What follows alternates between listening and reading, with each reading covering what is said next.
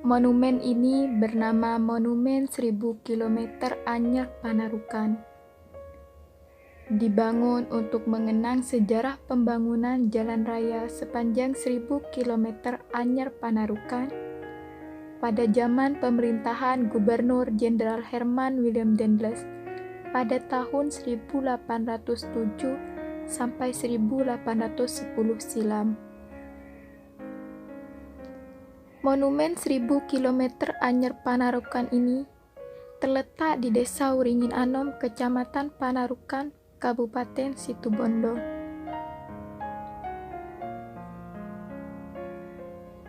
Pembangunan monumen ini masih tergolong baru. Pada September 2014, bangunan ini baru rampung dibangun. Awalnya, monumen yang memiliki warna dominan putih ini adalah tugu udang sebagai penanda jika Panarukan adalah salah satu penghasil budidaya udang air payau. Sejarah pembangunan Jalan Raya Pos atau lebih dikenal Jalan Dendles sepanjang 1000 km ini dahulu menjadi sejarah kelam perjuangan bangsa Indonesia ini. Jalan Raya Pos awalnya dibangun untuk pertahanan militer Belanda pada masa itu. Jalan Anyar Panarukan ini dahulu digunakan untuk menunjang sistem tanam paksa yang saat itu sedang diterapkan kolonial Belanda.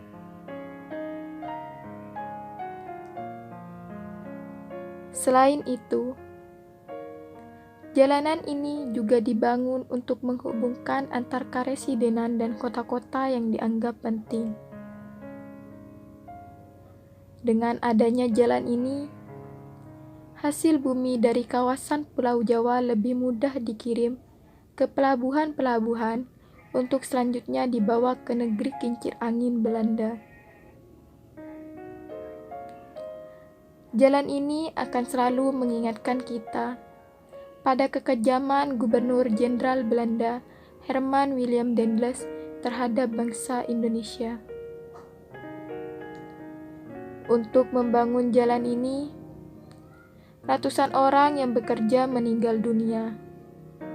Sedikitnya ada 24.000 korban meninggal hingga pembangunan jalan ini selesai. Jumlah ini tidak termasuk jumlah korban yang tidak terdata. Mungkin jika seluruh korban terdata, lebih dari 50.000 korban. Oleh sebab itu, dibangunlah monumen ini untuk mengingatkan kisah kelam bangsa Indonesia dahulu kepada kita para penerus bangsa.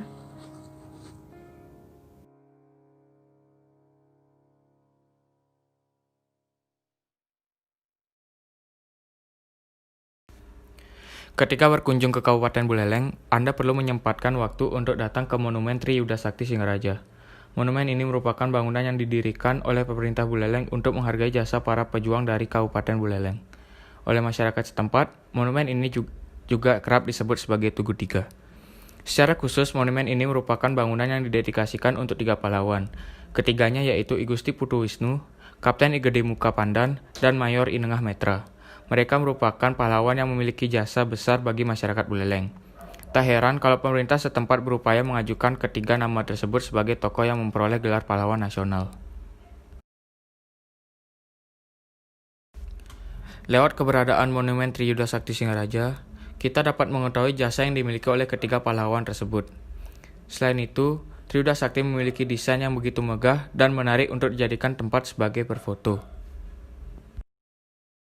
Halo, aku Dita dari Kediri. Di sini aku akan mengajak kalian untuk jalan-jalan di museum yang ada di kotaku, yaitu Museum Airlangga. Namun, di tengah pandemi ini banyak sekali museum yang tutup, termasuk juga museum yang ada di kotaku ini. Tetapi, dengan kecanggihan teknologi yang ada, tidak mengurungkan semangat kita untuk mempelajari apa saja yang ada di museum tersebut.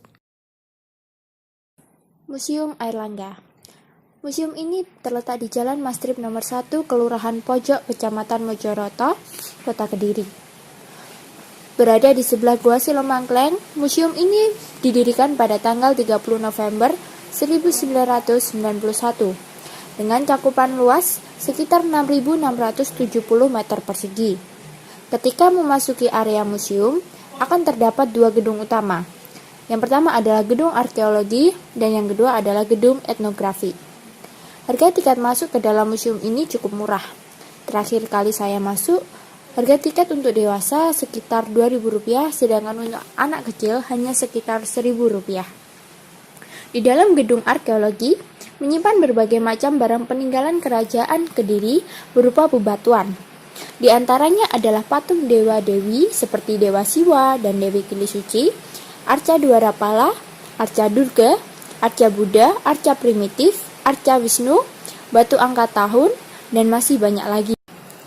Kemudian pada gedung etnografi, kita disuguhkan tentang peninggalan kerajaan Kediri yang berupa alat kebutuhan masyarakat, seperti pipihan, alat perabotan rumah tangga seperti kendi, lumpang, alung, peralatan tenun kuno, guci dari Cina, dan juga terdapat beberapa jenis alat tukar yang digunakan oleh masyarakat pada zaman dahulu. Mungkin jalan-jalan kita secara virtual di Museum Airlangga ini cukup sekian. Semoga apa yang aku sampaikan benar-benar dapat menambah wawasan.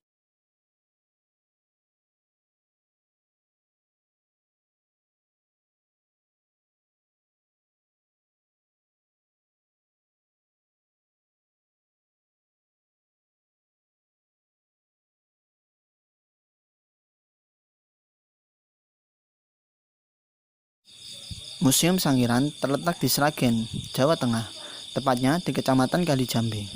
Sejarah Sangiran dimulai sejak zaman penjajahan kolonial.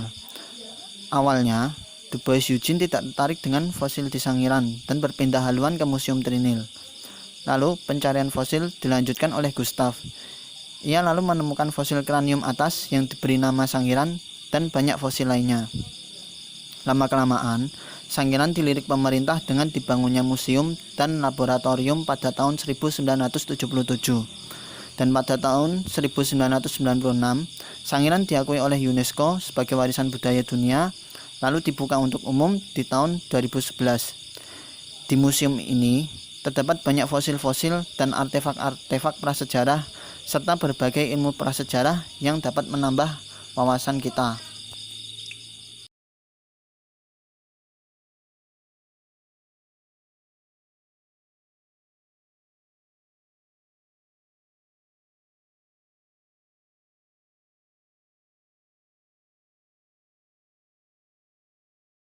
Assalamualaikum warahmatullahi wabarakatuh. Nama saya Raffi Anandwika Dani Wahid dan kita sekarang berada di Monumen Jayan Daru.